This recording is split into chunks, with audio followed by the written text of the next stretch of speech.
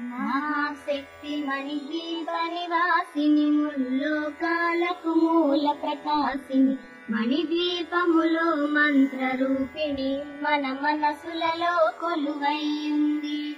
సుగంధ పరిమళ పుష్పాలెన్నో వేలు అనంత సుందర సువర్ణ పూలు అచంచలంబగు మనో సుఖాలు మణిద్వీపానికి మహానిధులు.